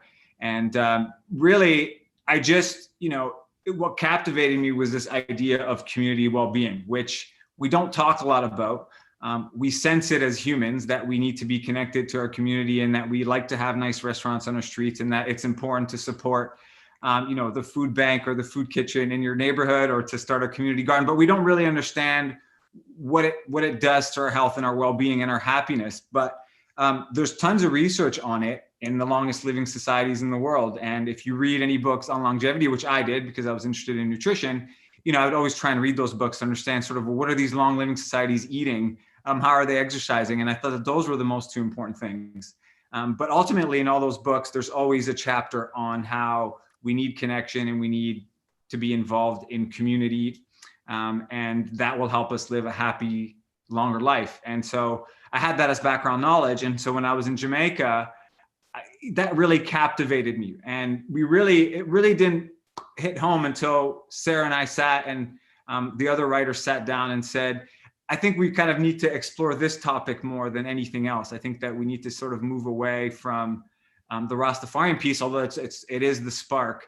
And then obviously we just reached out to a whole bunch of interviewees, and they sort of kind of led us into the right directions as to what the film was going to be about. And then Sarah, obviously, the story editing of the film, I think, is brilliant because it just interweaves Kirsten's story. And so the film just has all these aspects that it just really hits home and strikes a chord in people to just connect more and understand that is just as important as eating whatever you think is healthy. So there you go. Well, were you surprised by that, Sarah, that idea that social isolation is as harmful to your health as smoking and diabetes are? Oh, 100%. And I think that it's something that Tamara said, that we know it feels good to hang out with other people, but do we really make it a priority? And I think sometimes we sort of felt when we were writing the film, it was like, how do you get this message across in a way that really isn't too kind of doomsday-ish, because there is a lot of doomsday, media out there. We don't want to add to that, but we also wanted to highlight the importance and to give people that reason to, it's not just all about me time. It's not just about what, this kind of what I feel like I want right now, or because I think a lot of those things are, maybe put on us and we don't really think and reflect of how does this really make me feel? Like if I sit alone all day long scrolling on my phone, how do I really feel after that compared to going out, spending time, meaningful time with other people? And there's this danger that I think in our generation maybe, or our culture, where we're sort of more gravitating towards that, things that keep us isolated from one another. And just that, oh, wow, it's not just about yes, there is that element, it feels good and you'll feel good for it, but maybe people need to know the health detriments to actually motivate them to make a change, the same way that they would change their diet, or the same way they would start to exercise. You could be doing all those things, but if you're not doing this other piece, what's the point? Well, and there's so much packed into this film. Urban planning struck me when it came to suburbia and the urban sprawl, and how harmful that is. Obviously, we know to the environment, but all the hours spent in a car, not making eye contact with people, just those little things, and let me, I don't think this is a surprise, but I love talking to people in an elevator, but you can tell it makes people uncomfortable, right? Oh, for sure. Totally. I was just going to say that, I often think of that line, and there's that one interview, his name's John Helliwell, and he's considered the happiness economist of Canada. And he basically, his whole line is that, an elevator ride is like a short-term prison sentence, when in fact it should be a social event waiting to happen. And I remember when he said that, and I said, I'm going to get on that elevator, and if I'm that weird guy that says hi, eventually I think people, you break the ice, and then eventually the people that you see often, especially if you live in a condo or whatever, like we do, it really just, breaks the ice, and ultimately people realize you're not that weird. And when they see you around in front of the condo, or you're saying hi to the dog, or you're on the rooftop hanging out, like people, we just need to break the ice, and we just need to realize that something like a hello can really change someone's, perspective for the day. And I think all those little things are actually really crucial and really well studied, that, saying hi to the barista at, your local coffee shop, or just, acknowledging a dog, or just really creates community. Like it legitimately creates community. I was talking to a city planner yesterday who was just saying that, a lot of times during the pandemic right now is that we can't really, what are the solutions right now to community, right? Speaking about our film and how it's sort of changed how we're connecting. And he was just saying, if you just go outside and have a walk on your sidewalk, and hopefully you live in a safe neighborhood where you can do that. And I know that's not the easiest thing for everybody, but let's just assume that that's a reality for a lot of us. Just walking on the sidewalk and acknowledging someone is going to have a physiological effect that it could lead you to feel a little bit happier, snap you out of how you're feeling, and so all those little things really matter, on top of sort of all the, putting on a block party like Kirsten tried to do, or, organizing a community garden. You know what I mean? Like all those little things matter. And I think that's one piece that we explore in the film that we think is really important. And the urban design piece really, I think, hits home on that point. And so have you guys become the party floor in your condo? Because you talked about that, reaching out to your neighbors and connecting with them, making everybody else jealous in the building. Of course. Well, yeah. I mean, it's a little bit tricky now with the pandemic, but it's funny though, at our condo though. And I think it actually starts with the hellos in the elevator, because then something happens where maybe there's a weird power outage, and you're like, oh, like, is it just our place, or is it our neighbor's place as well? And if you feel comfortable being like, hey, like our power just flickered, like, did yours flicker too? And then you kind of have that relationship, or that element of safety, right? Like, I don't know, if there's some extreme weather event or something, there's someone else in your building that you can connect with. But for us, what we decided to do in the summer when the pandemic hit and you're kind of all stuck inside, is that there were these raised beds out front of the building that nothing was really growing in them, and they were kind of looking really weedy. And so we just said, hey, can we pull all these out and start a garden? And so then we just initiated it, and people, we didn't really say anything to anybody, but they just walked by and they said, hey, what are you up to? Can I help? And then it kind of became this garden for the whole building, and everybody started planting their own things and coming downstairs and sitting outside of it. And it was just, again, because we learned so much from the opportunity to like talk to all these experts in the film, for example, Ron Finley, and all the work that he's done with community gardens. And it really does work. And it really wasn't that complicated. It just took a little time and effort, and it was just what we gained back from the experience was really so much more than like the work we put into it.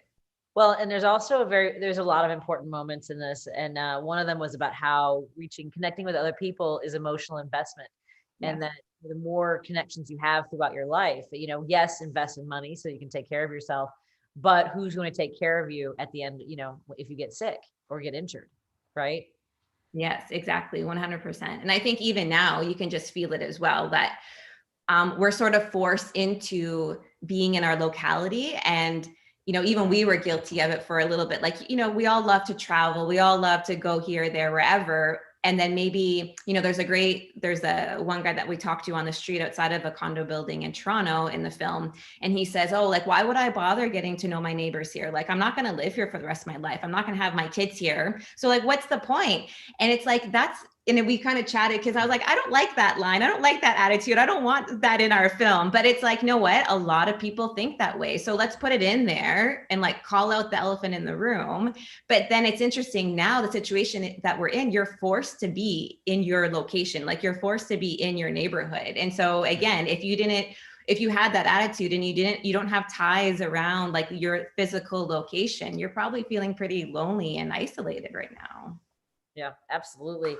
And my husband and I go for walks every day with our son. And I was struck by the idea that we love when people are on their front porch hanging out. But there is that idea that people have, you pull into your garage, you go to your backyard, and you never go out the front door. You don't have to see your neighbors, right? Totally. Yeah, and that's a big urban design sort of change, right? I mean, we see this in our neighborhood. There's a lot of gentrification happening in our neighborhoods, and a lot of the homes going in are, really architecturally designed, for profit predominantly. There is no front porch. It's just these big, long kind of buildings, and they just look kind of odd. They're kind of cool looking, very, modern, but you realize that they will not enhance the community in a sense, because no one's going to be on their front porch. People are just going to drive in and no one's going to see them, and that's something people don't realize. In a lot of the suburbs, obviously, because it's all these sort of cookie cutter homes, as we suggest in the film, that they just don't have that element of community where if you're going to be walking on the sidewalk, you're going to see people.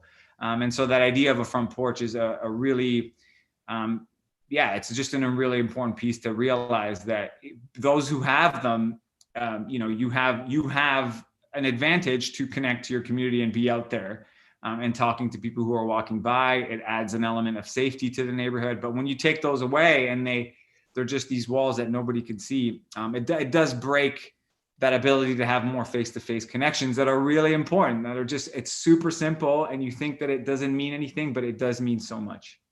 Yeah, I have 2 teenagers, and my 17-year-old, cause I talk to strangers all the time. It's the way I was raised. My father was the same way. And I never thought to say, why are you talking to that person? I just knew he liked to. And unfortunately, my son is annoyed by it. So that's fine. I'm working on it. But you mentioned that you've talked to some folks about, planning and thoughtful planning when it comes to, how we create these spaces where we live. It was interesting to talk about places that get gentrified. Communities that were multi-purpose are now too expensive for those who might benefit the most. That's rough, isn't it? Oh, for sure. And I think it's, it's part of a bigger problem. And even looking at different intersections of people's experiences across the spectrum, and it's like affordable housing and, really healthy neighborhoods. It's something that we really need to start to lobby for. And I think that, it's really, there's so many things, and you think about even hearing, was it the Honorable Letizia Wallace, talking about all the things that are on the list for people who are in public office. But some of these things really can impact your health. So it seems, we have all these campaigns, we've campaigned for, how bad smoking is, or, how about all these, other things are why it's so important to exercise. But we also need to advocate for good public, affordable housing, really lively neighborhoods, healthy cities, healthy neighborhoods. And because it can have such an effect over all aspects of your life, right? Even your access to healthcare, your access to good education, your mental health, all these things can, be influenced by where you live. And it's just such an important topic that we need to bring up, because, it's really great to have, like Tamara said, really cool neighborhoods, but somehow we end up just forcing different populations outside of the, the next up and coming area. And then everything just becomes way too expensive for it to have really the true communities that bring different people together, where you can, truly get to know each other, build trust. And again, that's going to ripple across for us, our province, our country, everywhere. I thought that your gangster gardener, I'm sorry, and I can't remember his name. Ron Finley. Yeah, I thought that was incredible, because I the idea that if you wake up every day and it's just this barren wasteland, imagine then instead waking up and seeing, lush greenery and artwork and the work that he's doing. I mean, there was a great element to that story as well. Tell me a little bit about working with him. Yeah, he was an unbelievable person to interview. We spent about 2 days with him. We actually did this Airbnb experience where he, shows you the garden. We gardened with him, and then we sat down in his in the backyard where all the stories that have been written about sort of what he's done. And it was just an amazing experience, because he just gave us a perspective that we just never really understood. So, a lot of the filmmakers on today were just saying how social change has been really an amazing platform to show films that no one, that we don't come across often. And we talk about these topics that, we may have thought about, but never really quite understood. And I felt sitting down with Ron Finley just really explained to us sort of a lot of social justice issues, a lot of racial issues that we have sort of understood in the background, but never really, had a great understanding. And he just gave us that perspective on a level that I think Sarah and I are forever grateful, because we do realize that there are a lot of neighborhoods that aren't as well connected and have violence because they don't they're left, they're left to their own devices. They're not given the right funding. They're not educated on, hey, how can this community be better? So he's talking about affordability. There are just so many things that he just took us through. And that was just a small element just to tell people that, if we beautify these places, that we can really have a huge impact on people. And he has inspired people all over the world. He was just on Ellen, by the way. I mean, he has this master. I mean, he's now, an unbelievable inspiration, and I highly recommend people check him out. But from a standpoint of helping us make the film, I think he's placed in the film towards the end just because we felt like it just could really tie a lot of the things that we were saying to people, which is there are just some really small things you can do to improve your own community and the community of other people. And it doesn't take much, and you'll feel better about it as well.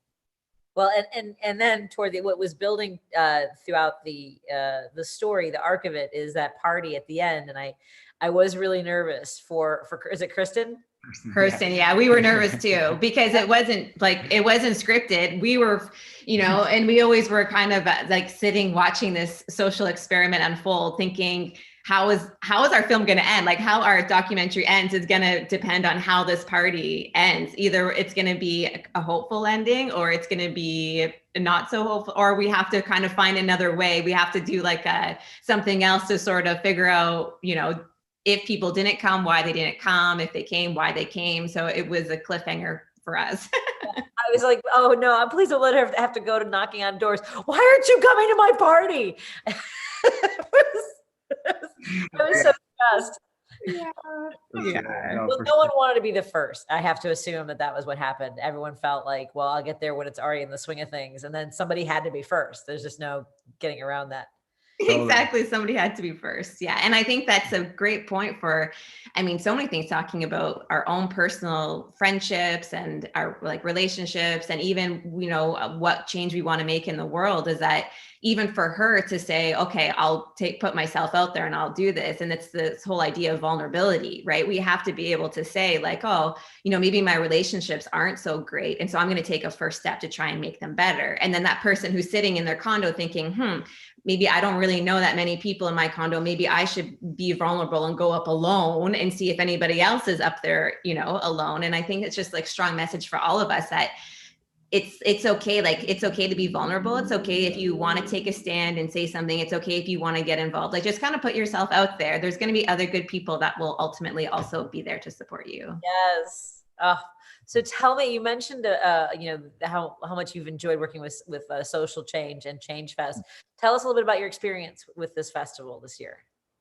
Oh, it's been amazing. I mean, I love this festival immensely, and I just love that you guys have had it up for a month. And I know there was a pivot, and just the communication with all the programmers. You guys have been unbelievable, and the films have been awesome. We've tried to watch as many as possible. And like I said, there's so many topics. You just kind of play one and you learn something that you didn't. And I think also just the work you guys are doing. I mean, it's almost like the festival practice what it preaches. I mean, paying attention to all the social media work that you guys have done, seeing you guys help out the community throughout the pandemic has been amazing. And then having these films shown, I think it just brings another element. And I think the reason I love it so much is because just for ourselves and what our film represents, we have also tried to practice what we preach. And I think it's just awesome to see that you just want to be involved as much as possible. And I think if I can just say something about our film that's, I think, very much in line with Social Change, is that we always looked at our film in two ways after producing it, which was there's this element of connection. This is really fun and you connect with people and you have nice chats, and that's a really important part of your well-being. But then there's also that giving aspect of what's a social issue that you want to get involved in that means something to you, as the Honorable Wallace just alluded to. As she just said, there's so many things that we can get involved in that we that at this point in time in our lives, it's really, really important, and it'll make such a difference. So I think that our experience has been fantastic, and we can't wait to be a part of it next year if it's possible. Well, what can people do to support the work that you do and learn more about the projects you're developing? Yeah, I guess check out our website, disconnecteddoc.com. And I believe all the social media is at... It's at The Great Disconnect Film. Yeah. And yeah, same thing, similar to the other filmmakers, you know, we're hosting screenings, we're trying to do events, get it on the festival circuit, and just to get the message out there, because I think when you make a film and you want to make a change, the whole point, you know, you need to get people to see it and to pay attention. So. Well, thank you so much. It was wonderful and thank you for being here the whole time. Folks don't know that you've, and so our other filmmakers as well. So thank you all, really incredible work. Thank you for shining a light on something that maybe we definitely didn't think of in this way. I'll never look at my front yard the same way again. I'm going to figure out how to put a bench out there. I don't have a porch, so I have to figure something out. Just sit out there, just as people walk by. How you doing? How you doing? Incredible. I mean, you changed perspective for me, definitely. And I know you've done it for a lot of people, as have all of our filmmakers. So thank you so much. Thank you. Thank you for having us. This is awesome. Of course. And we have a video from our friends at Social Change. We want to say thank you to everybody. Have a great evening. Be well. Enjoy the rest of the films. Bye, everybody. Bye. Thanks. We set out to do this in a virtual form.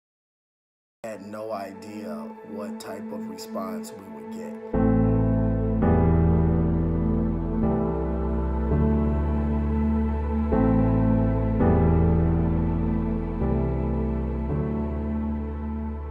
I would just like to thank everyone who participated in our very first virtual film festival. It was a complete success, all because of you. Hey, Phil Jones here with the Change Fest Film Festival. I just wanted to say a big thank you to all of our attendees this year. Most importantly though, I hope that some of these films inspired you to take action over some of these very worthwhile topics. Hi, my name is Andra Sancho. I'm the New York director for Change Fest. I want to thank you all for tuning in this year from all over the world, supporting social change and raising awareness to all important social justice causes. Hello. Hope you enjoyed the 2020 Social Change Film Festival.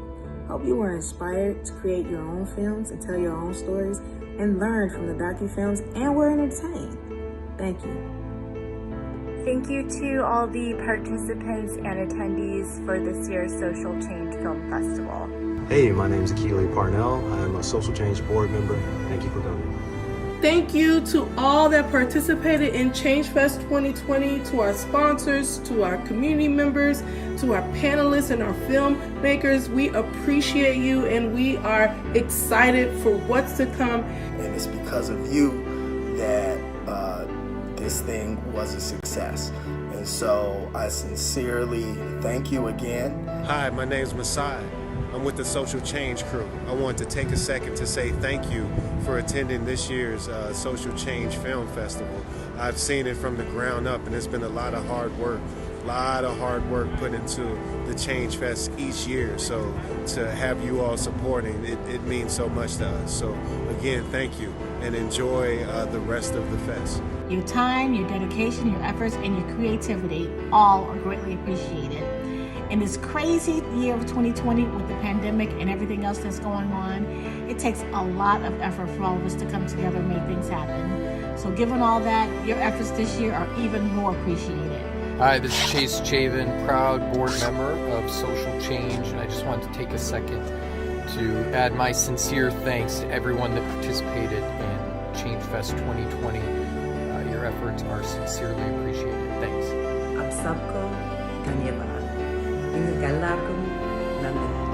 Thank you so much for participating in this year's Change Fest.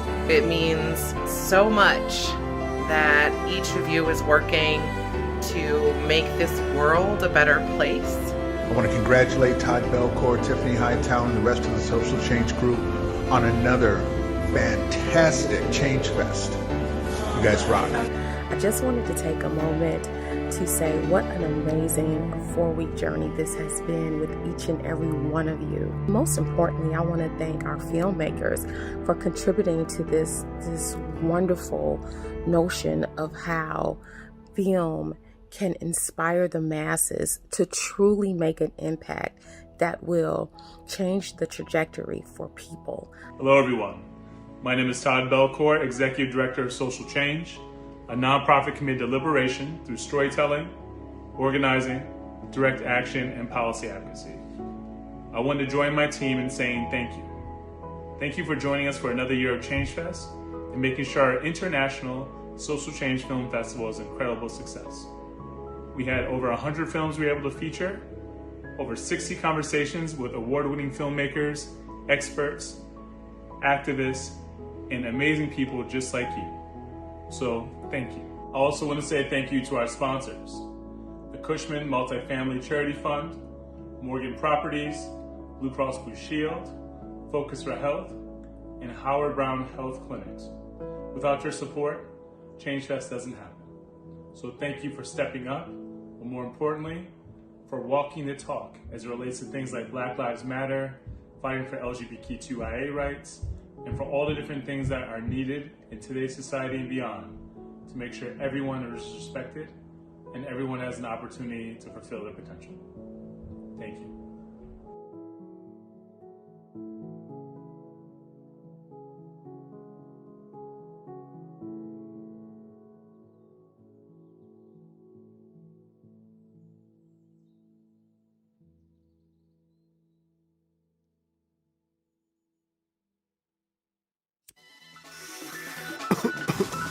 Yo, Lisa, I had this crazy dream last night. Word? I was in heaven at a Hathaway concert, getting it in. It was all love. Okay. The next thing I know, God came down on me and said, I'm going to need you to go back to Chicago. Oh, hell I said, that's cool, but it's crazy down there. True. Can I take my tools with me? He But I know said, you nah, want to take your tools. but I will give you one mic. What? Next thing I know, I hear a voice that says, It's the war zone. Damn. Deep in the mind of a war zone. BDs and stones on their Capone. 9mm Illahita Adidas sneakers completers. Don't get me out of my zone. Cops be lurking. Stress is a mess. Kitty cat the excursion. Dope boy call it Persian. Spike made a movie about it like it would stop the murders, but the chaos is infinite. Cowards get badges to master the impotent. I don't mean to be intimate. Understand we the home of the infamous syndicate. Just try and be infinite. Mixed with the militant. Run up on me with a truck. A nigga fight a nigga, stab a nigga, shake a nigga, pop a trigger, drop a nigga, get it how you want, boy. Damn. It went down like that? Straight up. Straight up. You kidding me, fam? It's crazy. It was crazy how it went down. What? Crazy thing is I got popped. Hey, it be like that sometimes. Went back You to know how heaven. it is out here? I was like, that's why I gave you the mic. Deep in the mind of a war zone. I be in it like, what the fuck is y'all on? All this busting, I wonder why the discussion ain't why we stuck in repercussions and Corntown Pro. Still we magnificent. No coincidence, the malice magnificent. That's such the differences. Why the prison sentences getting biblical ain't stop homies from dying. More police presence ain't stop homies from wilding. 3 strike laws ain't stop homies from styling. Diversity training ain't stop the profiling. Who profit from tragedy? Same shit every city. You look like a strategy. Castrate the catastrophe. Pigeons, pulpit, pop, bless me. Love a nigga, will a nigga, build a nigga, bless a nigga, crown a nigga, pound a nigga, get it how you want, boy.